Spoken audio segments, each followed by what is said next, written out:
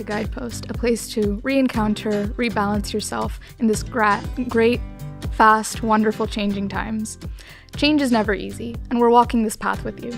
Today, our guide, Mr. Jorge Luis Sarmiento, and I am your host today, Kavya Talam.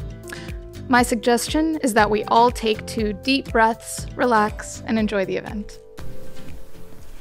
Thank you very much. I just wanted to have a conversation of why this is happening, why this segment GuidePost is happening. And the point is, there is too much stress in today's life, and we wanted a space to relax and hear something positive, something compassionate to guide us through those difficult times. And we all are going through the same thing. If I am today the point of balance and calm, tomorrow I might not be, and you might be that point of calm tomorrow. Mm-hmm. So that's the idea. The idea is that we come here and we have an easy point of view because we all are going through difficult times. Mm-hmm. So we're going to start off today with a couple of words of wisdom, and these words of wisdom are present moment, only moment. Well, present moment, only moment is the first time that I heard it was on a Zen meditation practice. And they said, present moment, only moment. And I repeat that to myself from time to time, but I truly never got the deep meaning of it. Mm-hmm. And it was over years of practice. And at the beginning, I said present moment, only moment for myself. And it got me to be here appreciating everything, appreciating the pen, the paper, your company, mm-hmm. this beautiful equipment that we have. And if I was in my house, then I would appreciate my coffee table, my flowers, my whatever I have, my little TV set, my computer. I was appreciating whatever I had. And I learned to use present moment, only moment to bring me here. Mm-hmm. Over time, I learned that you cannot have health in the future or in the past. You can have only health in the present moment. So I began to say, okay, I am healthy right now. I am vital right now. I am healthy, vital, happy right now. Because from that point of view from that present moment is that we impact our future self. Mm-hmm. And then I continue learning about present moment, only moment. You cannot be abundant in the future and you cannot be abundant in the past. You can only be abundant in the present moment, right now. Right now I have everything.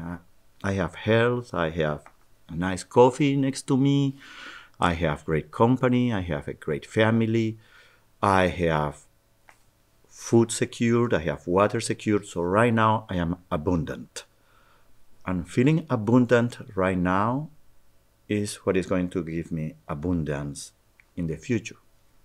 So present moment, only moment, is a beautiful phrase to explore by yourself, see how it goes within you, how it resonates within you, and see how it slowly changes you. Mm-hmm. Mm-hmm. In such a fast world nowadays, a lot more people are worrying about the future this, future that, future stresses, and no one's truly living in the moment. Do you have some advice for those people who feel like life is going too fast, so much change happening in such little time? What is your advice to those people who want things to slow down a bit and live in the moment? Well, there is a whole program that we have to have on those fast changing times and what is happening with all of us. Because the level of stress the speed of change is not going to slow down.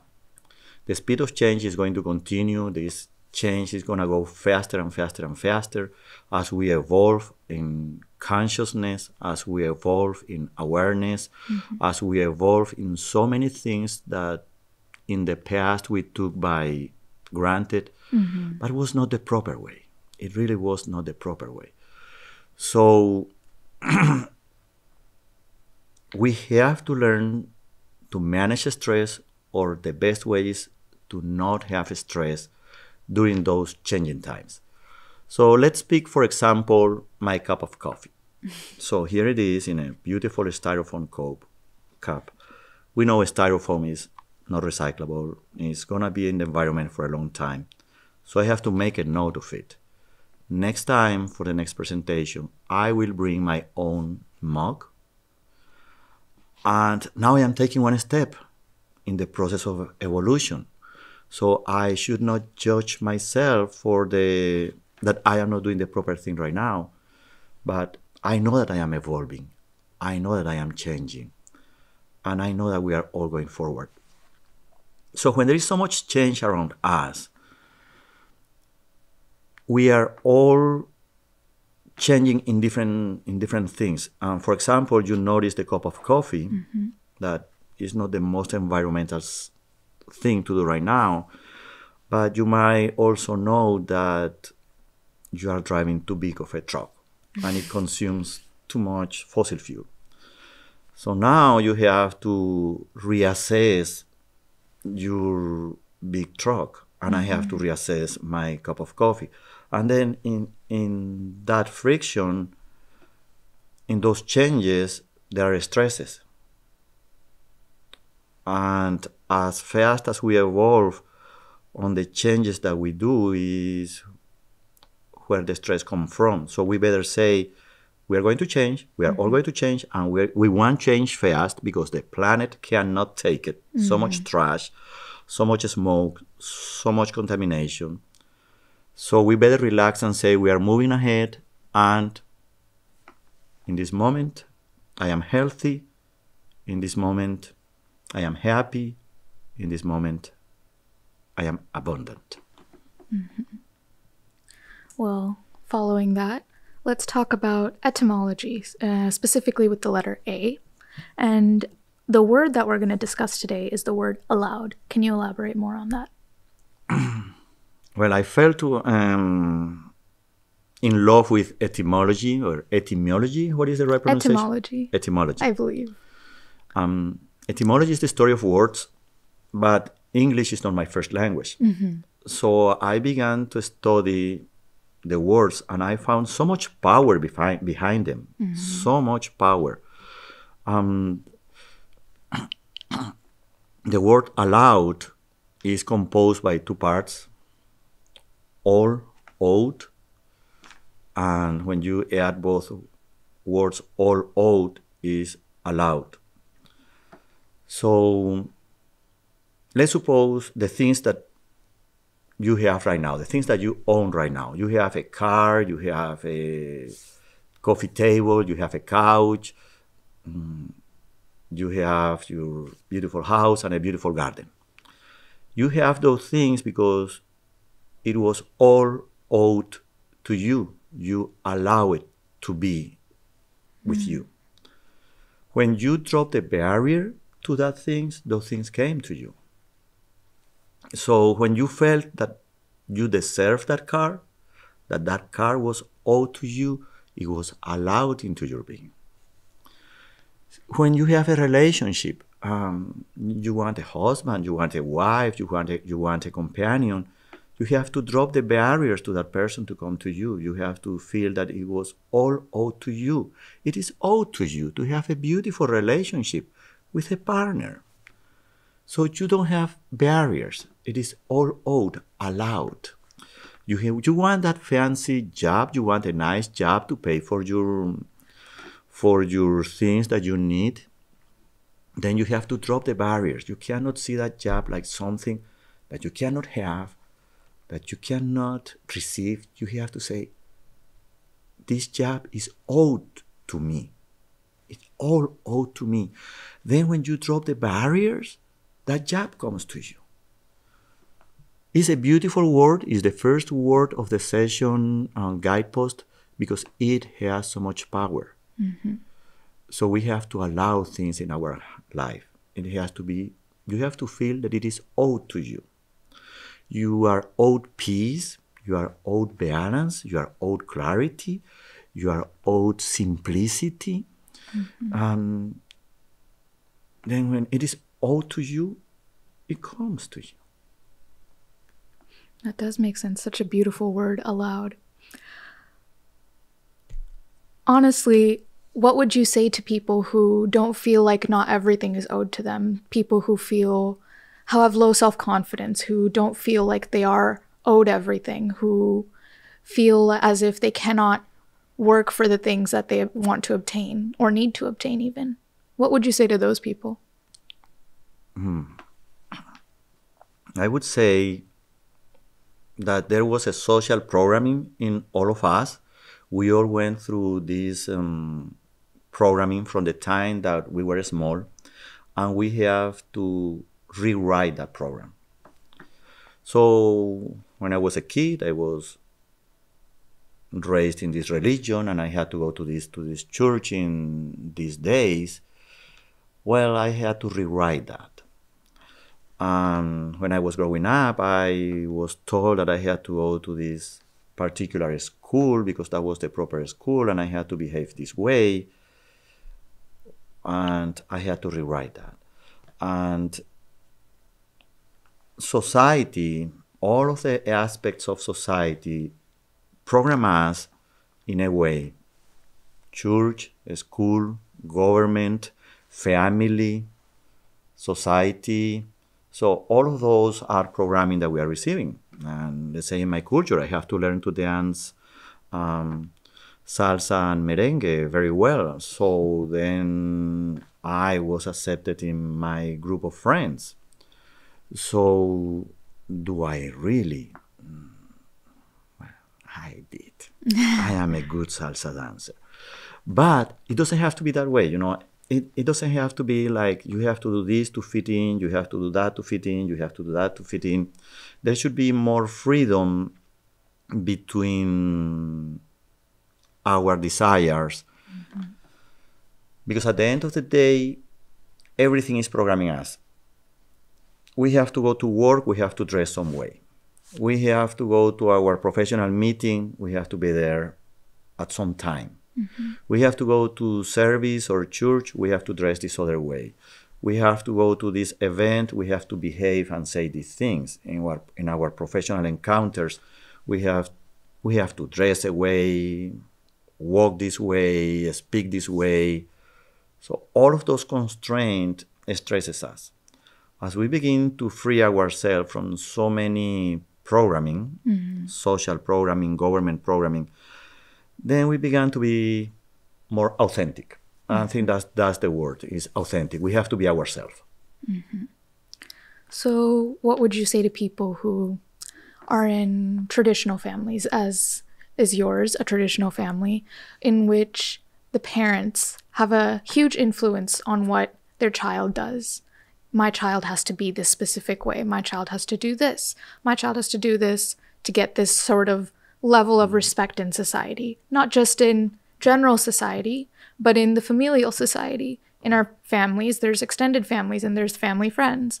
How do you tell a child like that if it's not something that they want, but their parents and their familial society, their closed group of people, is enforcing on them? How would you tell them that they're owed whatever they want in life, rather than something that is written in the stars for them? Well, the new generation of kids, they feel freer. What I have seen with them is they already have a center. They know that they don't have to go through so much programming. Mm-hmm. They feel more open. I think that they have a better center than my generation did. However, the stress is in different aspects. The stress is on the parents that wants the kids to behave this way, and the kids are different. The kids today are different. So the parents are the ones that are having the stress. my kid is doing this or that or that. So there is a stress on the parents, but on the kids, they need guidance on how to behave in this planet. The kids don't know that we've been using plastic for so long, so they took it as granted. So the kids are having problems managing plastic disposable items. The kids are having problem being conscious about the car that they are being driven. The kids are having problems realizing that they can do more exercise on their daily activities. So that they can go walking to the park, riding the bicycle to the store, riding the scooter to the restaurant. So because they already grew up in this environment where they have everything, where they can have a bottle of water, disposable bottle of water. So those kids have to be taught, hey, the planet has some resources that have to be taken care of. So the stresses are in different places. And here we are, the parents saying, oh, my kid is not behaving as I want. And here are the kids, I really know who I am. I know that it is owed to me, but I am trashing the planet in the meantime. So it's in different plans, in different areas. I believe the young generation would actually argue that it is not our fault that the planet is being trashed. Rather, it is the generation above us that created the planet like this for us. For example, a lot of the young generation might say, we were given this environment, this earth, this society, jobs are different now than they were back then. It's very difficult for someone in my generation to buy a house now, whereas in the past generation, it would have been easier to buy a house by going to college, getting a part-time job, paying your way through college, and then buying a house within a few years. That is almost impossible for our generation now, especially with the housing prices and the crisis of no housing, no employment. Unfortunately, this is all caused by, the younger generation at least believes that this was caused by the older generation. Therefore, something that they see as hard work might, even if it is hard work, might not necessarily be seen by the older generation as hard work. They might see it as, oh, this child is lazy. They're not doing enough work. I did so much work when I was younger, and it got me to this point. It got me to buying a house. The younger generation now, obviously, yes, there are younger generation people that can still buy a house, but we have different problems than the older generation had. Most of our older generation were immigrants, and they had to deal with coming here for the first time, making a life here for the first time, making sure that their kids were well fed and their kids had a better life than them. But now those same kids that are now becoming teenagers, entering society themselves, society's not the same. What would you say to those kids? We are all in the process of change. Everybody's changing. And before change, there has to be something. There has to be awareness of the problem. There has to be consciousness of the problem. And we are being aware that there is a problem in the economical system. Once this awareness of the problem in the economical system, now we have to begin to present solutions to that. And those problems and solutions, we all have to deal with it, and we cannot hide from it. Many of us are still distracted, and we don't want to deal with it because we still go to our electronic devices and we order there, and that product comes to us through one of the biggest corporations in the planet. So we're giving power to that corporation by ordering through them. So we can walk, we can bike, we can take the scooter to go to the closest store and get toothpaste. Okay? So when we begin to change from ourselves and then we begin to see the implications of that, something as really the economical system from the top level is broken and is producing too much concentration of capital. Right now, we have confused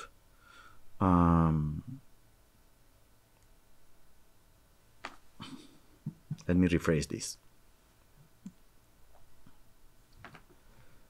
Money is a vehicle for creativity.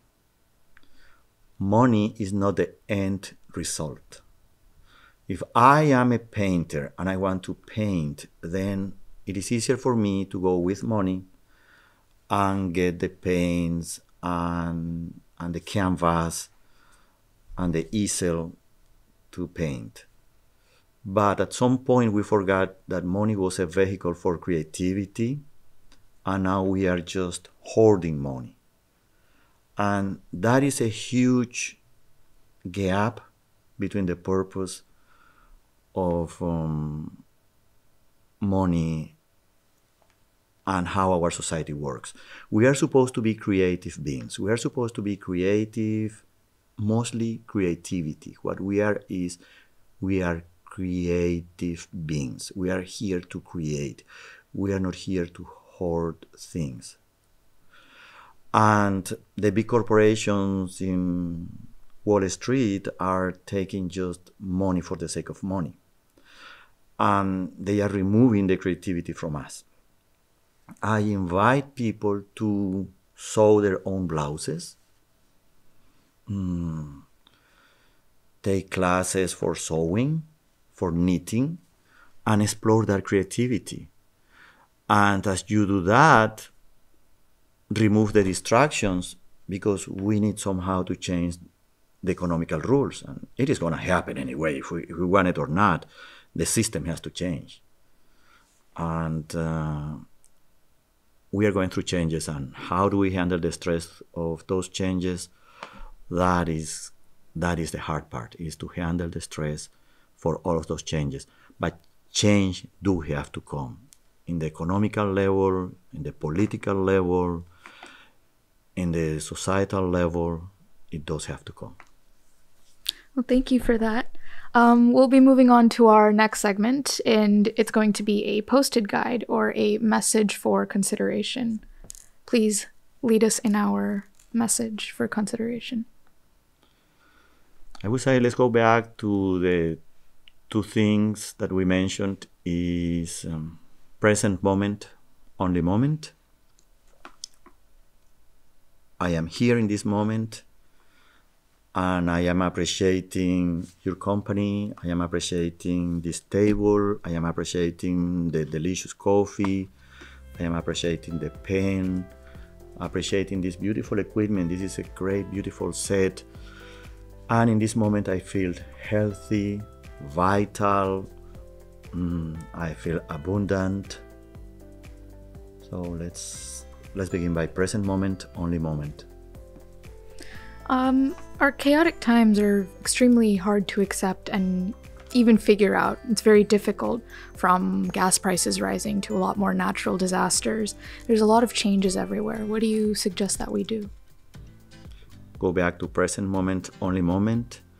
And we do have to do changes on our life. And let's begin by the simplest thing. What I can do today is to consume one less disposable item. So today I am not going to take a bottle of water from in this disposable plastic. That's what I can do today. In my interactions at work, what I can do today is treat a person with respect. And respect changes. Respect changes. Respect is not just to be nice. Respect is having a person in front of you and taking that person to the next level. Okay, so I cannot assume that the person that I have in front of me doesn't have the capacity to learn or the capacity to take bad news. When somebody comes to my business and says, "Hey, I want this service," and I have to say the truth. Okay, this service requires this and this and this and that, and has this value. And that person says, I am not going to pay that. But I have all of these expenses that is what is worth that service. No, I want to go through this other coupon, insurance, or whatever thing. It's like, hey, I have to educate you, but I am not going to give that service for free. This is what is required. Might not be the thing that you wanted to hear today, but that is the only way that I can move you ahead by letting you know the truth of my situation. That sounds good. Thank you so much for being here, and thank you for attending GuidePost. Thank you very much. It was a pleasure to be here. And thank you to Kay for being with us. And it's a pleasure to be here.